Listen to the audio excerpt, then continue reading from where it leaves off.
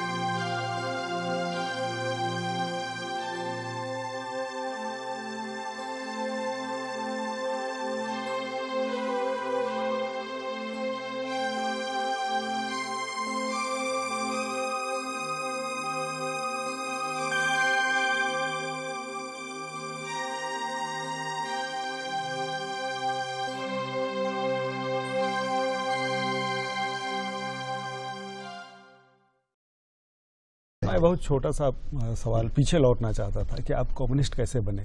आपका गांव तो बहुत पिछड़ा हुआ और सामंती ढांचे वाला रहा है, तो वहाँ से निकलकर आप साम्यवादी विचारधारा से कैसे प्रभावित हुए, इसके बारे में। ऐसा है मदन जी कि मेरे पिताजी के घनिष्ठ मित्र श्रद्धेय कांता प्रसाद विद्यार्थी गांधीवादी थे, बहुत पुराने 1920 से। तो पिताजी के साथ में उन्होंने कहा बेटे को ले आओ, तो वो लगभग उनके घर का सदस्य हो गया था। उनके कारण मैंने बहुत कम उम्र में, वो खादी पहनते थे, पिताजी तो नहीं पहनते थे, तो मैं बहुत छोटी उम्र में 5-6 साल की उम्र में मैं खादी पहनने लग गया। और मैंने अपनी आंखों विद्यार्थी जी के यहाँ नमक सत्याग्रह आंदोलन बगीचे में हुआ था, वो देखा है, मैं देखने गया था। फिर 1941 का आंदोलन गांधी जी ने चलाया कि इस अंग्रेजी लड़ाई में किसी तरह की मदद देना पाप है। 4 लाइन का वक्तव्य लिख करके लोग भाषण देते थे और जेल चले जाते थे। तो वो लिख करके हमारे सहपाठी थे मंगू सिंह, तब मैं मिडिल में पढ़ता था। विद्यार्थी जी के कारण गांधीवाद का मेरे ऊपर और स्वाधीनता संग्राम का असर पड़ा। और सन 42 का जो आंदोलन हुआ था, धानापुर थाना हमारे यहाँ का, मैं गया था वहाँ। संजोग से ही मेरे सहपाठी मंगू सिंह को गोली लगी, बेचारे मर गए, मैं उनके पीछे था, जमीन पर गिर पड़ा तो बच गया। ये क्या कोई आंदोलन वगैरह? 42 में थाना पर कब्जा किया गया था। सन 42 में धानापुर थाना पर कब्जा किया गया था।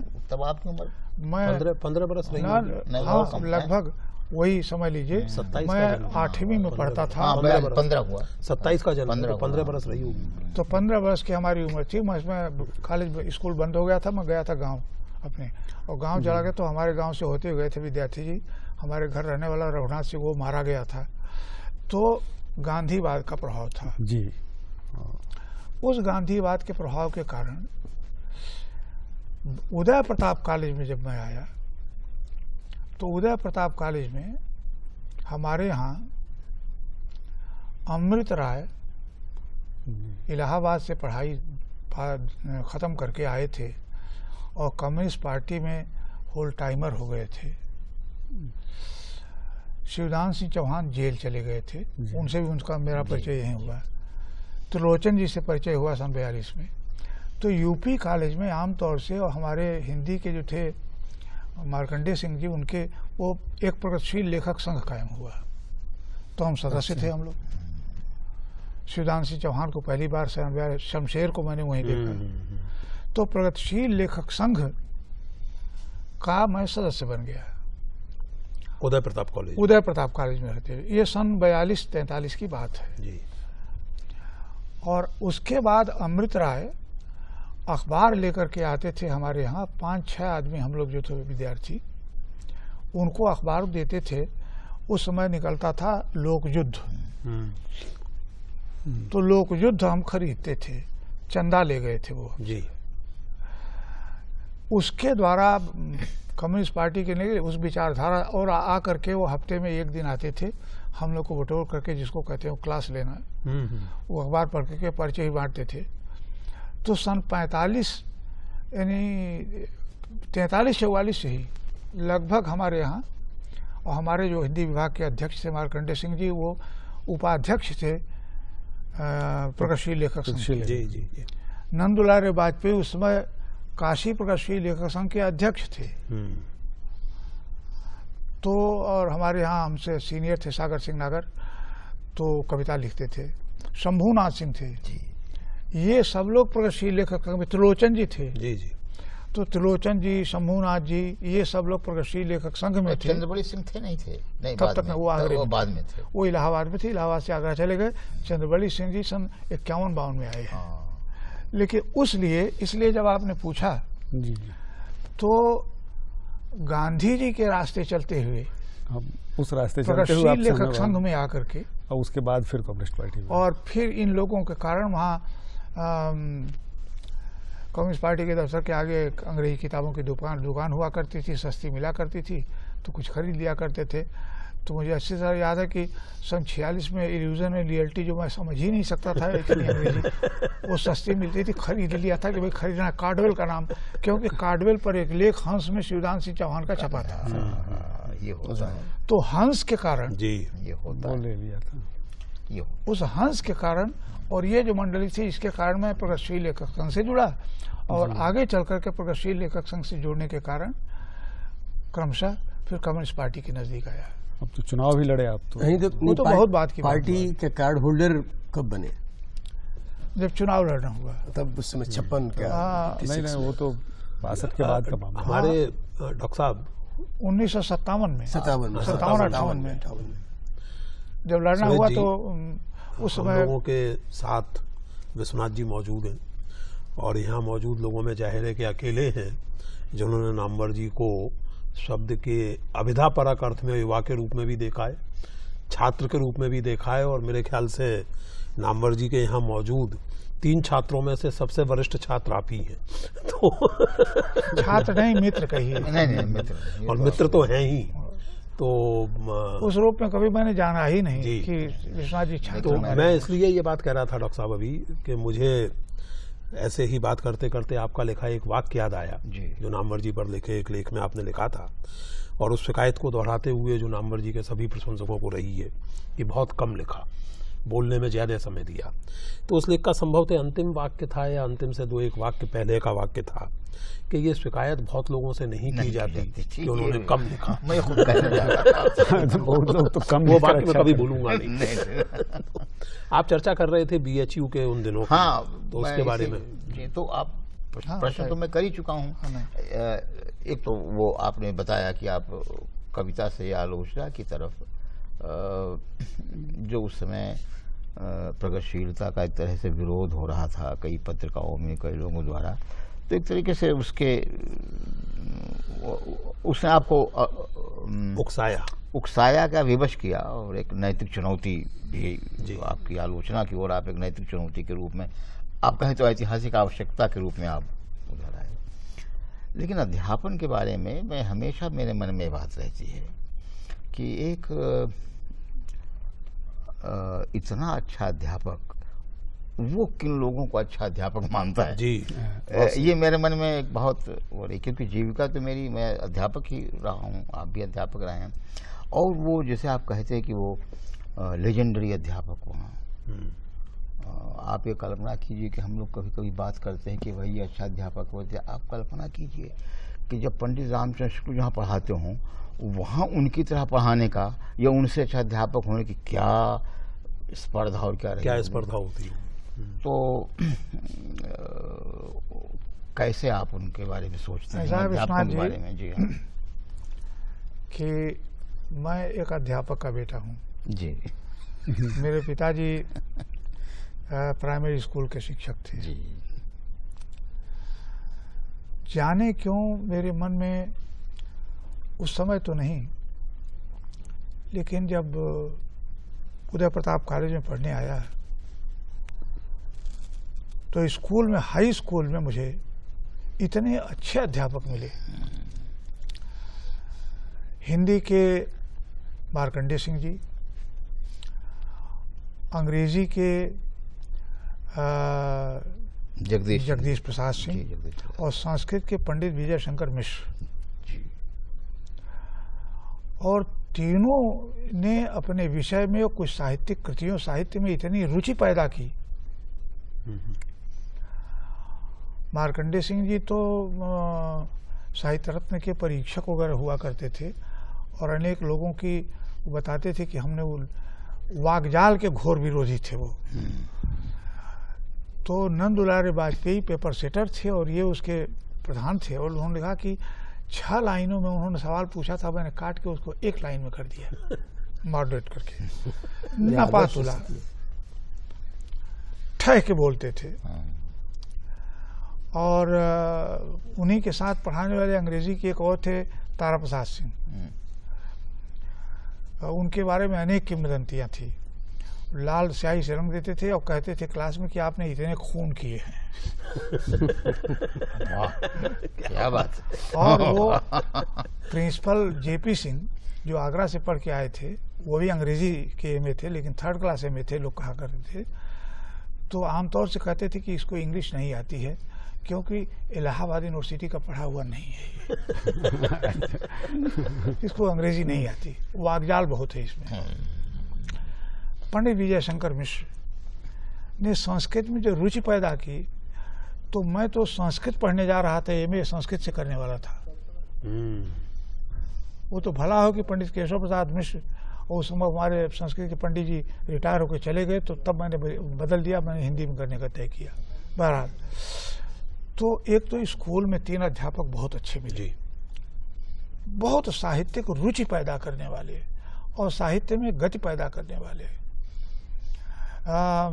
जिस कवि को नापसंद करते थे, मैंने कामायनी कवि के 8वीं में आंसू और कामायनी मैंने पढ़ा था। उन्होंने कहा कि चाहो तो तुम रत्न की परीक्षा बैठ सकते हो। उन्होंने कहा परीक्षा उक्षा नहीं दूंगा। किस कवि को नापसंद करते थे वो? अरे वो बताइए ना। माखनलाल चतुर्वेदी को। एक जगह कविता आती थी, क्यों उषा ने छिड़क दिया, तो वो रंग छिड़कने का था, तो उषा ने छिड़क दिया, तो उन्होंने कहा कि उषा ने छिड़क दिया। वो कविता मेरे लिए, क्यों उषा झाड़ू फेर चली, बोले मेहता रानी बना दिया उषा को। कोई शब्दों का सौंदर्य बोध का ज्ञान नहीं है। कुछ कवियों के बारे में अरुचि पैदा की उन्होंने। तो हमारे ऐसे अध्यापक बड़े निर्भीक, वे प्रसाद जी को कवि मानते थे, पंत जी की कुछ कविताओं को मानते थे, सबको नहीं। और प्रेमचंद के मुरीद की साहित्यकार हो तो प्रेमचंद हमारे यहाँ कॉलेज में कई बार आ चुके थे जी। तो ये अध्यापक हमको स्कूल में इतने अच्छे मिले, और जिसके कारण हिंदी में रुचि गति हुई और संस्कृत में हुई। विश्वविद्यालय में जो आप कह रहे थे, तो मैं वहाँ विश्वविद्यालय में जब मैं आया तो उससे पहले से बनारस की गोष्ठियों में मैं जाता था, तो विश्वनाथ जी को तो जानते थे, उनके साथ गोष्ठी में बैठना, उनको सुनना, बल्कि 7वीं परीक्षा में प्रतियोगिता हुई, क्या होती है, वाद विवाद प्रतियोगिता, अंताक्षरी। तो पंडित विश्वनाथ जी ने घराने कवि तो मुझे तत्काल प्रकाश संपादित किया था, वो एक प्रति भेंट की थी, आज भी मेरे पास सुरक्षित है। तो आया तो साहित्यिक गोष्ठियों में जाता ही था, विश्वनाथ जी को जानता था मैं।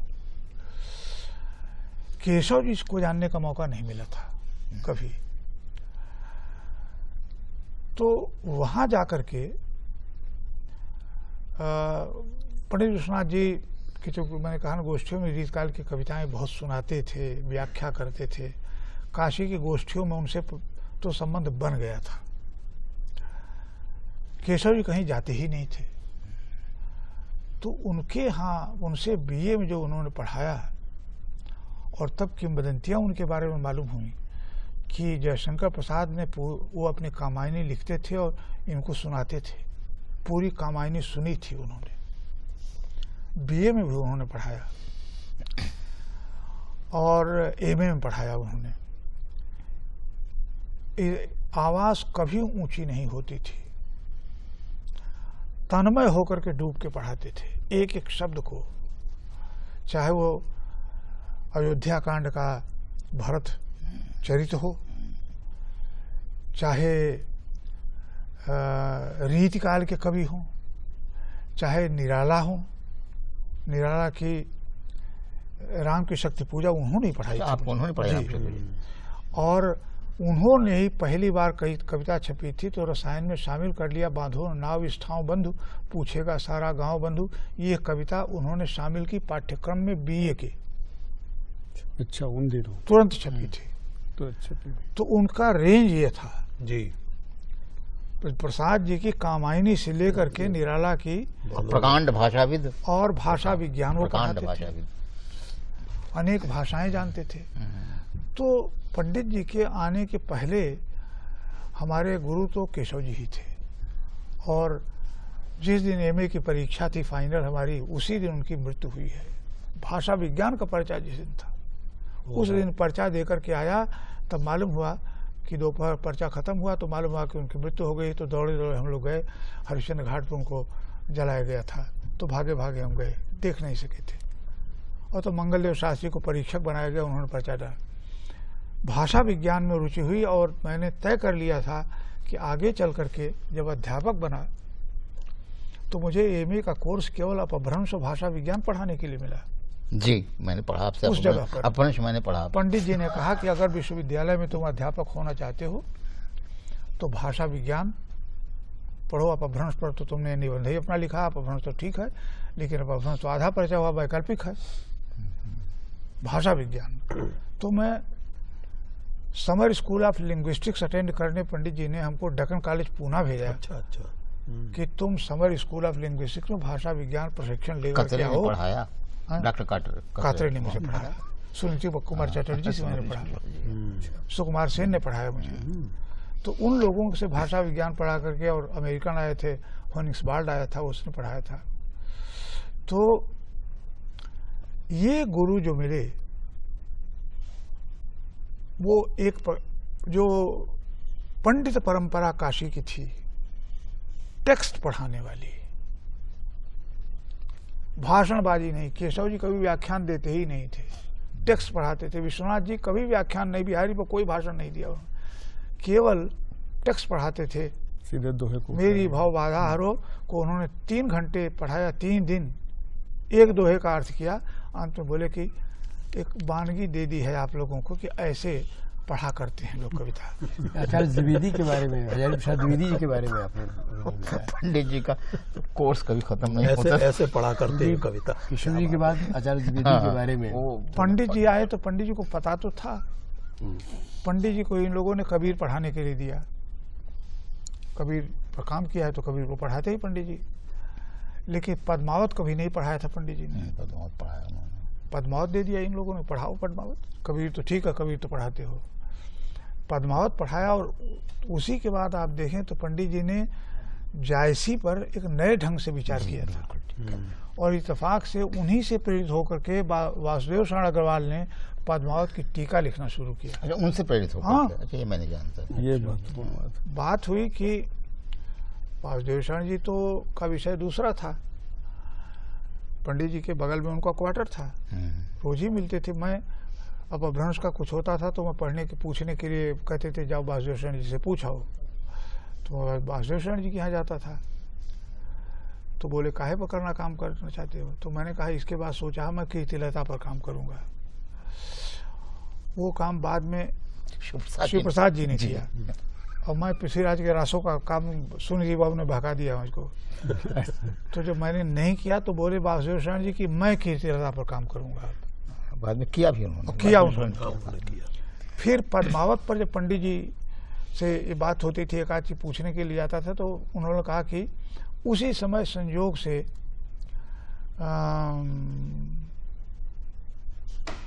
भाऊ मैथिली शरण जी गुप्त आए थे राय कृष्ण दास के यहाँ जी।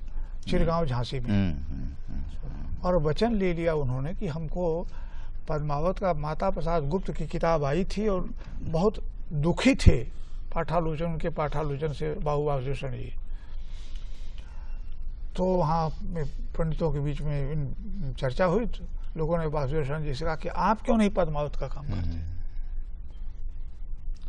वासुदेव शरण जी जुट गए, बोले अच्छा कीर्तिलता पर बाद में करूंगा, पहले पद्मावत पर निपट लो। संजीवनी टीका। ये पुरुषोत्तम जी एक मिनट, तो ये लोग बनारस की जो ये परंपरा थी, चारा पुरुषोत्तम जी जी ज़्यादा भटक न जाऊं, बात पूरी हो। जो इलाहाबाद से भिन्न करती थी, क्योंकि हम लोग इलाहाबाद विश्वविद्यालय में भी जाते थे, तो उन सबों से कहते थे कि क्या तुम लोग साहित्य पढ़ो, टेक्स्ट तो तुमको आता नहीं है, पाठालोचन खाली करते हैं माता प्रसाद जी, पाठ पढ़ाते तो नहीं है। काशी की ये खूबी थी हमारे यहाँ विश्वविद्यालय की कि टेक्स्ट पर कमांड आपका होना चाहिए, हवाई आलोचना जो है वो तो कोई भी लिख सकता है।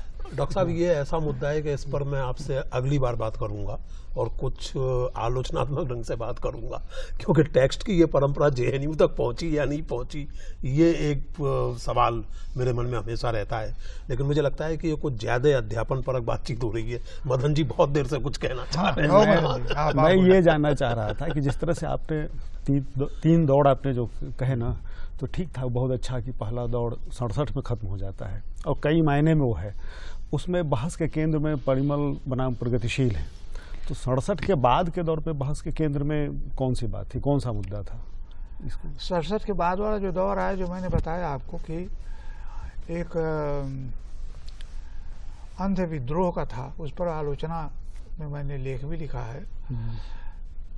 कोई जो नक्सलवाड़ी था उसका भी अंत हुआ, और अंत होने के बाद लगभग आप देखें तो वो पूरी पीढ़ी सर्वेश्वर जी बल्कि उसमें रंग गए थे काफ़ी दूर तक वो शामिल थे। लेकिन उसका कुछ असर विद्रोह का युवा पीढ़ी, मैंने युवा काव्य पर भी आलोचना में एक अंक निकाला था, कविता पर भी था, कविता और राजनीति पर भी था। उसके बाद आप देखें तो लगभग जो दूसरा दौर आया आत्महत्या के विरुद्ध रघुवीर सहाय वाला था, वह 70 का पूरा दशक, जिसको मैं रघुवीर सहाय का दौर कहूँगा, 70 का भरा पूरा दशक जी। इमरजेंसी ख़त्म हुई, फिर इंदिरा जी आई, और इंदिरा जी का गहरा लगाव था। उन्होंने दूसरी बार जो बनी है तो दोबारा जब सत्ता में आई तो कवियों साहित्यकारों को अपने घर 2 बार बुलाया था। सन 80 के बाद। हाँ, 80 के बाद बुलाया था उन्होंने, और रघुवीर जी भी गए थे उसमें, श्रीकांत जी थे, दोनों में पट्टी नहीं बैठती थी। लेकिन ये दौर, और उस रूप में देखें तो लगभग 80 का दौर इसलिए बहुत महत्वपूर्ण है कि साहित्यिक राजधानी एक नई बन गई थी भोपाल में। अशोक वाजपेयी का दौर था, बहुत सक्रिय था भारत भवन, बल्कि थोड़ा 80 के बाद हुआ ज़्यादा जब भारत भवन बन गया। लेकिन उसके पहले मध्य प्रदेश कला परिषद थी। उस मध्य प्रदेश कला परिषद में तब अशोक जी को ज़रूरत थी प्रगतिशीलों की। परसाई भी आते थे उस समय,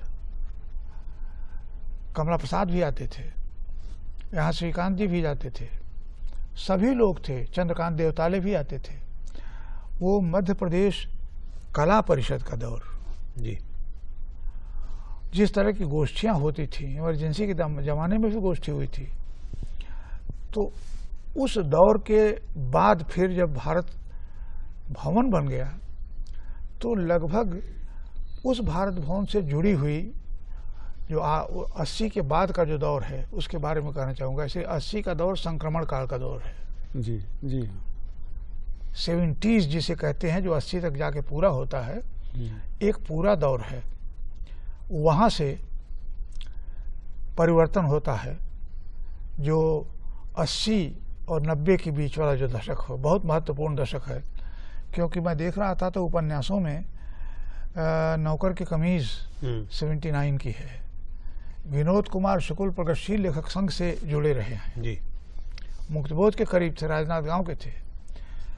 विनोद जी की उस समय की जो स्थिति थी और जैसा उपन्यास लिखा था, जैसी पहला कविता संग्रह उनका था, 80 के बाद का दौर फिर एक जिसको मैं कहूँगा कि भारत भवन में पुनः अज्ञेय जी को बुलाया जाना, अज्ञेय जी को बुलाए गए। वहीं अज्ञेय जी जाते थे भोपाल, लेकिन भारत भवन नहीं जाते थे, शाह साहब से मिल के चले आते थे। मलेज की मृत्यु हो चुकी थी और उसके बाद भारत भवन का एक नया दौर शुरू हुआ, जिसको कहें कि जानबूझ करके प्रगतिशील विचारधाराओं के, परिवर्तनकामी विचारधाराओं के विरुद्ध एक कलावाद का, दर्शन, सौंदर्यवाद शुरू हुआ साहित्य में। ये आप कुछ कह रहे थे? मैं कह रहा था कि वो सत्ता की एक उत्सवधर्मी संस्कृति दिखाई देने लगी उसमें। सत्ता में फर्क है। मैंने कहा कि सत्ता का भी चरित्र बदला, क्योंकि उसी विचारधारा की परिणति 1991 में हुई। यानी उस बीच में सरकारें बहुत बदली हैं, आपने देखा, बदलती रही। बहुत अनिस्थिरता थी हमारे लोकतंत्र में, और उस लोकतंत्र की चरम परिणति हुई थी नरसिम्हा राव का जब मंत्रिमंडल बना था। विश्वनाथ प्रताप सिंह का मंत्रिमंडल खत्म हुआ, बीजेपी का उदय हुआ है बड़े पैमाने पर इसी बीच में। और इसी पैमाने में लगभग देखें सोवियत समाजवाद का अंत होना, ये सब तो दुनिया 90 से एक तीसरा दुनिया परिवर्तन है। जो दो केंद्र हुआ करते थे, दो ध्रुव थे, एक ध्रुवीय दुनिया हो गई। उसके कारण हमारे अर्थतंत्र पर प्रभाव पड़ा, हमारे राजनीतिक तंत्र पर प्रभाव पड़ा। इसके समानांतर हमारे साहित्य में लगभग वह विचारधारा वामपंथी रघुवीर सहाय नहीं रहे। बातचीत को स्ट्रक्चर करने के लिए जरूरी है हाँ। कि थोड़ा व्यवस्थित रूप से बात हो, और ये बातचीत जारी रहेगी। और अगली बार आप ये सवाल पूछेंगे डॉक्टर साहब से, और अगली बार बातचीत में कुछ और साथी हमारे साथ जुड़ेंगे। तो फिलहाल इस बातचीत को हम यहीं विराम देते हैं।